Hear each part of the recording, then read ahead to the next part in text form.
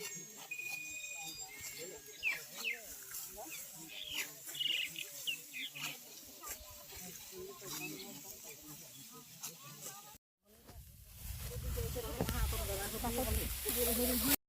সদৌ চাওতাল ছাত্ৰ সন্থা চৰাইদেউ জিলা সমিতিৰ উদ্যোগত আৰু সমূহ আঞ্চলিক সমিতিৰ সহযোগত চৰাইদেউ জিলা চাওতাল ছাত্ৰ সন্থা কৃষি বিপ্লৱৰ অধীনত সমূহ চাওতাল ৰাইজৰ সহযোগত প্ৰায় 20 বিঘা মাটিত ধান খেতি কৰা হৈছিল আৰু তাৰে আজি ধান কটা আৰম্ভণি কৰা হৈছে সমূহ ৰাইজৰ সহযোগত। আৰু এই কৃষি বিপ্লৱৰ দ্বাৰাই অসম চৰকাৰ তথা ভাৰত চৰকাৰক আমি এটা কথা স্পষ্ট সহকাৰে ক'ব বিচাৰোঁ যে চাওতালসকল কোনো চাহ জনগোষ্ঠী নহয় আৰু চাওতালসকল কোনো বাগানৰ লগত লেনদেন নাই। চাওতালসকলৰ সকলো বৈশিষ্ট্য সুকীয়া থকা স্বত্তেও কিন্তু আজি পৰ্যন্ত অসমৰ চাওতালসকল খিলঞ্জীয়া ভূমিপত্ৰসকল আজি পৰ্যন্ত কিন্তু ষড়যন্ত্ৰমূলকভাৱে নিষেধ কৰিবৰ কাৰণে অসম চৰকাৰে চাহ জনগোষ্ঠী নামাকৰণ কৰি আছে। তাক আমি ধিক্কাৰ তথা গৰিহণা দিছোঁ আৰু চাওতালসকলক অতি শীঘ্ৰে জনজাতিকৰণ মৰ্যাদা, ভূমিৰ অধিকাৰ, এছটিৰ মৰ্যাদা, ভাষা সাংস্কৃতিক জীয়াই ৰখাৰ অধিকাৰসমূহ অতি শীঘ্ৰে দাবীসমূহ পূৰণ কৰক।